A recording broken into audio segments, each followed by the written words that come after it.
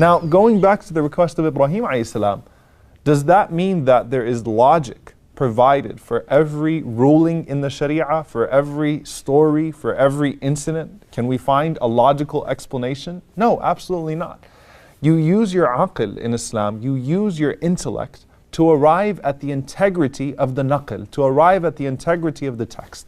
So I know anything that comes from Allah and His Messenger sallallahu alaihi wasallam is absolute truth, even if my logic doesn't agree with it.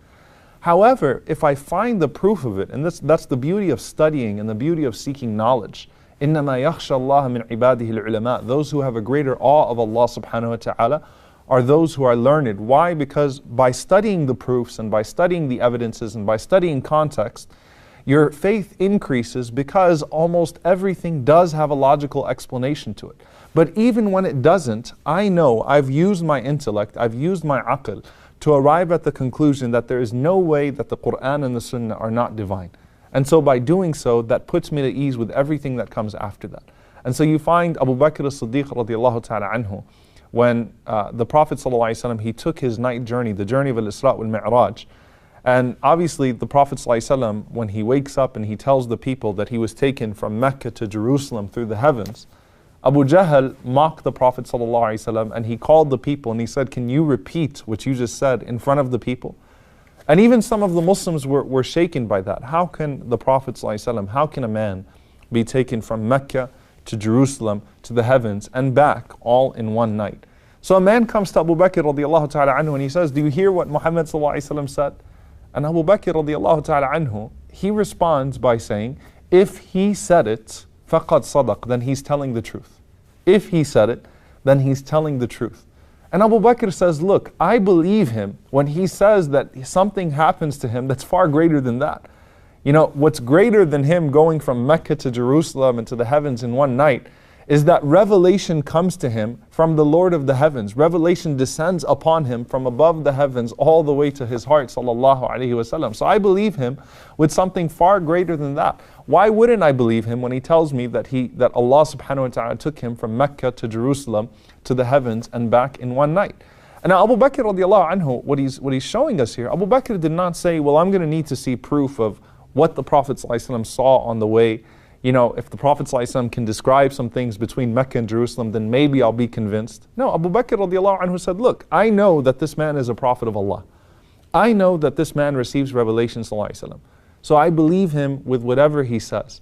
Now, does that mean when the Prophet ﷺ accurately describes the things that he's seen between Mecca and Jerusalem, to the extent that he will tell you sallallahu alaihi wasallam about a people and where their water was, that were, you know, on the way from Mecca to Jerusalem, that no one would have known unless they were there, because they didn't have text messages back then. Does that not increase the faith of a person when the Prophet ﷺ does that, when the Prophet ﷺ accurately explains these things? Of course it does. Of course it does. But I don't need that to believe in it in the first place. But it will increase my iman, and that's what Ibrahim alayhi salam was asking. So it takes us to the next step. Allah Azza wa Jalla says in the Quran, سَنُرِيهِمْ آيَاتِنَا فِي الْآفَاقِ وَفِي أَنفُسِهِمْ حَتَّى يَتَبَيَّنَ لَهُمْ أَنَّهُ الْحَقِّ. That we will show them our signs in the universe and even within themselves, right? In the farthest horizons, all the way to themselves. حَتَّى يَتَبَيَّنَ لَهُمْ أَنَّهُ الْحَقِّ. Until it shows to them, until it's made clear to them that it is the truth, that this is the truth from Allah subhanahu wa ta'ala. So Allah is telling us, look, I'm giving you all of these signs, all of these proofs in the deep horizons and even within the creation of yourself, that there's no way that a being like you could exist without Allah subhanahu wa ta'ala. Until it is made clear to you that this is the truth. Once you have found that truth, there's the pursuit of truth and then there's the pursuit of meaning. And most people spend their lives trying to find the truth, and so they never even get to the meaning and the purpose of life and what are we supposed to be doing here and so on and so forth. As believers, as Muslims, we've already arrived at the truth. We already know that this is the truth.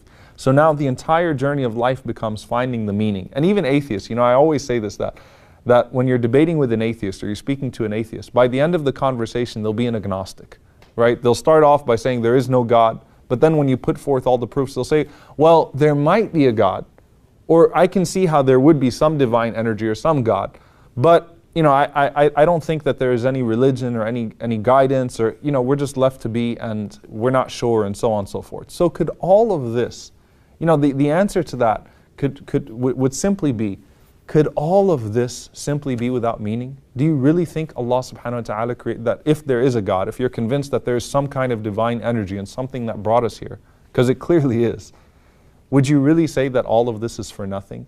That there's no meaning to it, that there's no purpose to it whatsoever?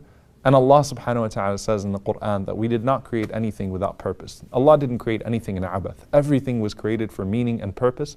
And so for the believer, the journey now becomes a journey of purpose and meaning.